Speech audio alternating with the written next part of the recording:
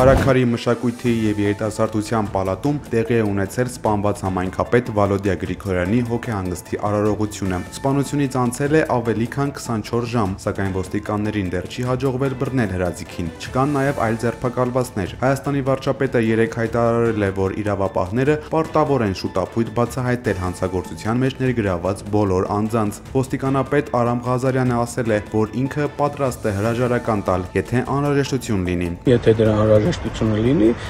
ես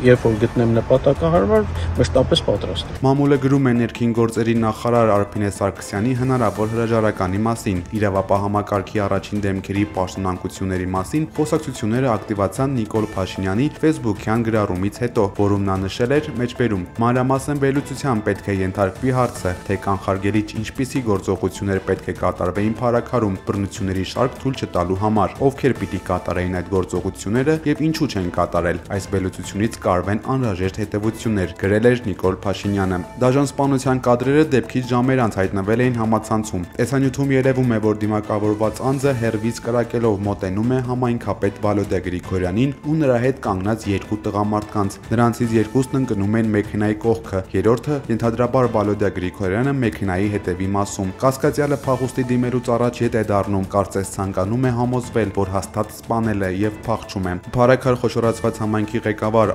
ապրելու երկիր կուսակցության անդամ Վալոդիա Գրիգորյանից բացի սպանվել է նրա ընկերը քրեական ոստիկանության աշխատակից Կարեն Աբրահամյանը։ Զինված հարձակման հետևանքով նաև մի վիրավոր կա, նրան վիրահատել են, վիճակը կայուն է։ Վալոդիա Գրիգորյանը 41 տարեկան էր, ամուսնացած է, ունի 4 երեխա։ Քննարկում են նաև վենդետայի վարկածը։ Այս տարվա սկզբին փետրվարի 5-ին կրակել էին Մերձավանի վարչական ղեկավար քաղաքացիական պայմանագիր կուսակցության անդամ Մհեր Ախտոյանի տան ուղղությամբ։ Սպանվել էր Ախտոյանի հորաքրոջ 29-ամյա որդին։ Այդ գործով մեղադրվող 9 անձանցից մեկը Փարաքարի սպանված համայնքապետ Վալոդիա Գրիգորյանի եղբայրն է, Պայքար Գրիգորյանը։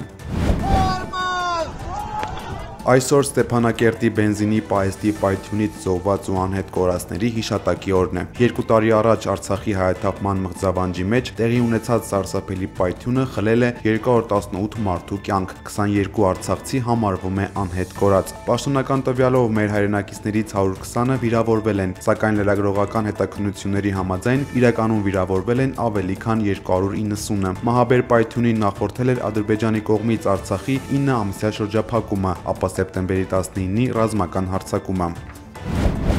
Հայաստանի վարչապետը սոցցանցի իր էջում տեսանյութ է հրապարակել։ Սկսվեց աշխատանքային այցս Մոսկվա գրառմամբ։ Փաշինյանը այսօր Մոսկվայում կմասնակցի Ռուսաստանի միջուկային արդյունաբերության 80-ամյակին նվիրված գլոբալ ատոմային ֆորումին։ Պաշտոնապես դեռ հայտարարված չէ, բայց ենթադրվում է, որ Դաշնության մայրաքաղաքում երկկողմ հանդիպում կանցկացնեն Նիկոլ Փաշինյանն ու Վլադիմիր Պուտինը։ Սեպտեմբերի 11-ին մեր խորհրդարանի խոսնակ Ալեն Սիմոնյանն ասել էր. մեջբերում կարծում եմ, եւ ի ղեկավարը չէր գնա Մոսկվա, եթե նման հանդիպում նախատեսված չլիներ։ Վերջին անգամ Փաշինյան-Պուտին զրույցը տեղի էր ունեցել Չինաստանում։ Տասնյակ հայեր Մոսկվայում Հայաստանի դեսպանատան դիմաց ցույցի են դուրս եկել վարչապետ Փաշինյանի Դաշնության մայրաքաղաք այցի ֆոնին։ Ռուսական լրատվամիջոցները հայտնում են, որ ցույցի պատճառը երկու արքեպիսկոպոսների ձերբակալությունն է եւ ըստ ցուցարարների հայ առաքելական եկեղեցու նկատմամբ իշխանությունների ճնշումները։ Նիկոլ Դավաճան Փաշինյան թշնամի վանկարկումներով հավաքվածները պահանջել են դադարեցնել եկեղեցու դեմ ուղղված գործողությունները։ Հայ առաքելական եկեղեցու եւ Սամվել Կարապետյանի դեմ Հայաստանի իշխանությունների գործողությունները միջազգային փաստաբան Ռոբերտ Ամստերդամը ներկայացրել է ԱՄՆ պաշտոնյաներին եւ հայկական սփյուռքի ներկայացուցիչներին։ Հեղինակավոր իրավաբանը Facebook-յան հայալեզու էջ է բացել, հրապարակել տեսանյութ, պատմելով մանրամասներ իր հանդիպումների մասին։ Հայաստան կատարած մեր վերջին այցի ընթացքում մեզ հանդիպած մարդկանցից ոչ ոք այլ բան չի ցանկանում, քան Հայաստանում ժողովրդավարական ինստիտուտների զարգացումն է, եւ դրան նպաստելու ճանապարհներից մեկը Կարապետյանին եւ Հայաստանի այլ քաղաքական բանտարկյալներին ազատ արձակելն է։ Ովքեր են կողմ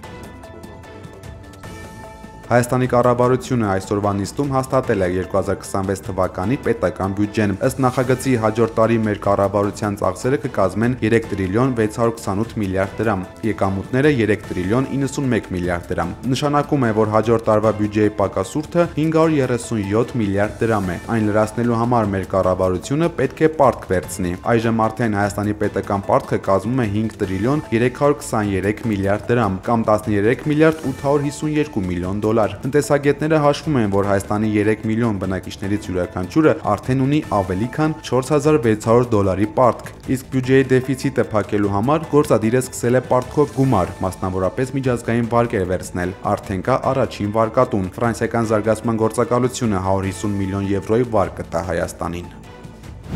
Հայաստանի կառավարությունը մյուս տարվա համար կրճատել է պաշտպանական բյուջեն մոտ 15%-ով կամ 265 միլիոն դոլարով։ 2026 թվականի համար պաշտպանության նախարարությանը կհատկացվի 1.5 միլիարդ դոլար։ Չնայած պաշտպանական ծախսերի կրճատմանը, պետական բյուջեի ընդհանուր ծավալը կավելանա ավելի քան 5%-ով։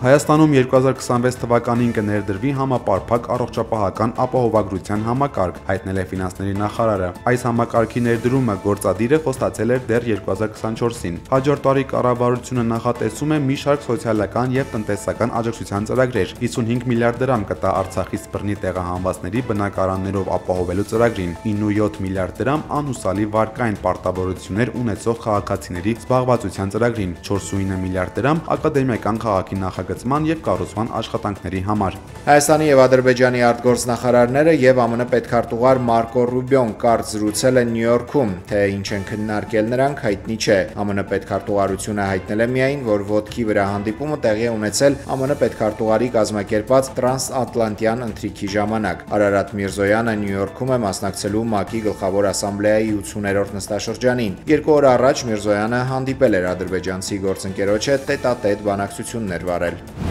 Ուկրաինայի զինուժը ռուսական Ան-26 ռազմատրանսպորտային 2 օդանավ է ոչնչացրել Ղրիմի հյուսիսում գտնվող Ջանկոյ ռազմական օդանավակայանում։ Ուկրաինական աղբյուրները հրապարակել են ռազմական գործողության տեսանյութը, որը նկարահանել է անօդաչու թռչող սարքը։ Նախնական տվյալով ոչնչացվել է նաև օդակայանի վառելիքի պահեստը։ Ռուսաստանի պաշտպանության նախարարությունը հայտարարել է Ղրիմի վրա ուկրաինական զանգվածային հարձակումը կանխելու մասին։ Ռուսական կողմը պնդում է, որ հակաօդային պաշտպանության համակարգերը խոցել են հրթիռների եւ անօդաչուների մեծ մասը։ Россия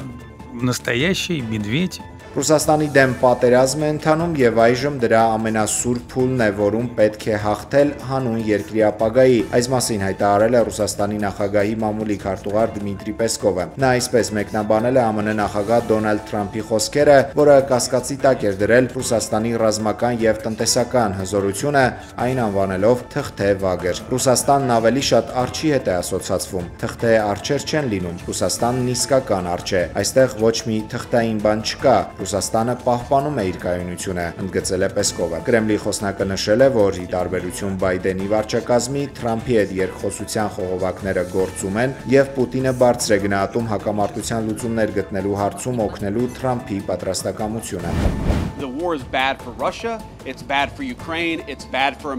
Դոնալդ Թրամփի համբերությունը սպառվում է Ուկրաինայում պատերազմը դադարեցնելու բանակցություններում առաջընթացի բացակայության պատճառով, ասել է ԱՄՆ փոխնախագահ J.D. Vance-ը մեկնաբանելով կարծիքները ուկրաինական հակամարտության հարցում ամերիկյան վարչակազմի դիրքորոշման հնարավոր փոփոխության մասին։ Նախագահը կարծում է, որ ռուսական կողմը բանակցային սեղանին բավարար առաջարկներ չի դնում պատերազմին վերջ տալու համար, նկատել է Vance-ը եւ նշել մեջբերում, եթե ռուսները հրաժարվեն բարեխղճորեն բանակցել, կարծում եմ իրենց երկրի համար շատ վատ կլինի։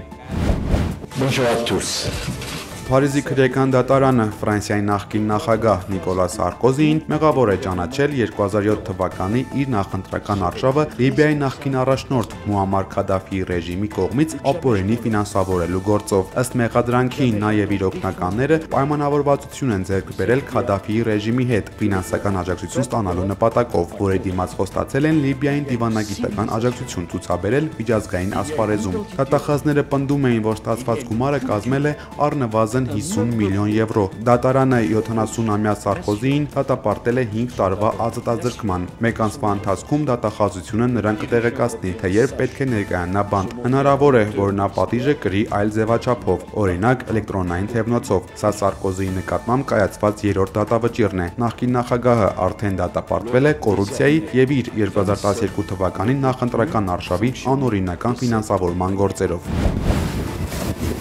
Չինաստանի հարավային Գուանդուն նահանգի ափերին հարվածած Ռագասա սուպերթայֆունը ահռելի ավերածությունների պատճառ է դարձել։ Հզոր փոթորիկի հետևանքով ծառեր են արմատախիլ եղել, վնասվել են մեքենաներ, նահանգի ենթակառուցվածքները։ Ըստ լրատվամիջոցների, մինչև սուպերթայֆունի մոտենալը շրջաններից տարհանվել է 2 միլիոն մարդ։ Նախքան մայրցամաքային Չինաստան հասնելը, թայֆունը լուրջ վնասներ էր հասցրել Թայվանին և Ֆիլիպիններին։ Թայվանում զոհվել էր 17, Ֆիլիպիններում առնվազն 10 մարդ։ Օրվա կադրը Սպիտակ տնից, այնտեղ բացվել է նոր նախագահական փառքի ճեմուղի, որտեղ ներկայացված են ԱՄՆ բոլոր նախագահների դիմանկարները, բացառությամբ Ջո Բայդենի։ Դիմանկարի փոխարեն կախված է Բայդենի ստորագրությունը դնող ավտոմատ գրիչի լուսանկարը։ Ամերիկյան լրատվամիջոցները գրում են, որ Թրամփն այսպես արտահայտում է անթաքույց վատ վերաբերմունքը իր նախորդի նկատմամբ։ ԱՄՆ գործող նախագահը դեռ քարոզարշավի ժամանակ էր հայտարարել, որ Բայդենի փոխարեն հրամանագրերը ստորագրում է ավտոմատ սարքը եւ կասկածի տակ էր դրել թե փաստաթղթերի օրինականությունը, թե Բայդենի գործունակ լինելը։